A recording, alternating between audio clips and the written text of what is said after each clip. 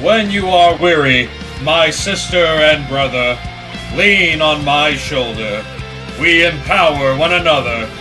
Stand together, but if we must fall, I fall with my family, my allies, and all.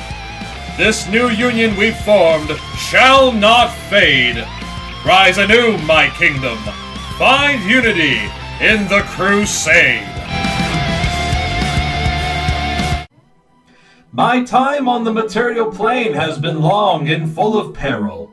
Yet this life is truly something immaculate to behold, and worth living to see another day. The heroes Malpais and Doracus have studied the arcane method of the Star Surfer himself, and from their findings, their possession of the portal rune mark shall allow a dangerous yet fortuitous opportunity. Harnessing the traces of hell from Asmodeus with one of his conjured artifacts, and 5 essences of his makers, a brief portal can be thrusted upon Bator. Yet, with 15 of each, there is the potential of 5 minutes of access. However, once this invasion is discovered, I sense the devil will keep his new playthings. If there is one thing I have learned from the Crusaders, it's that they are capable of the impossible, so my hopes lie with them. That is, if their reality is truly thus. How else would one pose the idea of reviving in some capacity an obliterated god? The Scaris holds a strange affinity to the forces of fate, so perhaps I should question their capabilities less. After all, they have returned to my lonesome cave under Asari with items signifying the approval of Thor Bahamut, the renamed Janus, and their god with a sinister guise, Mortimer. They fulfilled their obligations, and therefore I, Tundra, delivered a message beyond the stars to the origin of magic, but not without their promised vigilance of the secret entrance I guard.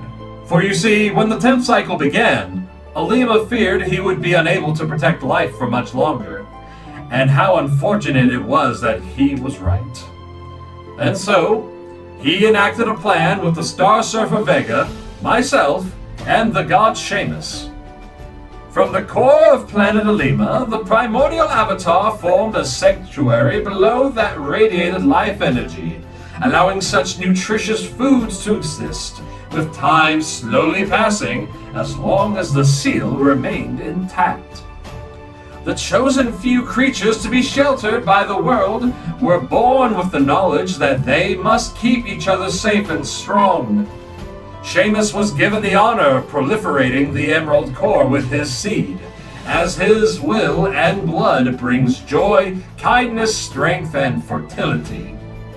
His direct children, the demigods that hold dominion of the core, were elected the leaders of this small tribe of people. This was made in hopes that should things go terribly wrong on the planet again, perhaps one day life can continue once again. With that being said, I ascended to the reaches of the void to meet with my magical father, delivering a message of urgency with the intent of meeting with the party. His response boiled down to requesting they meet him in his realm, for being too close to Asmodeus will truly reduce existence's chances. And so, I can safely take the Crusaders up beyond the sky, but some must stay behind to guard the Emerald Core.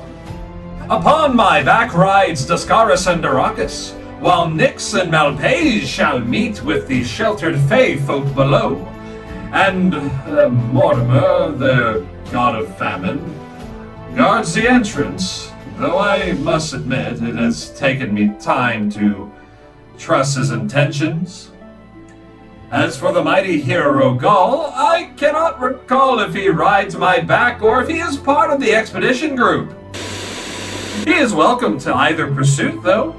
Oh, what lies in store for these travelers in the plane of imagination?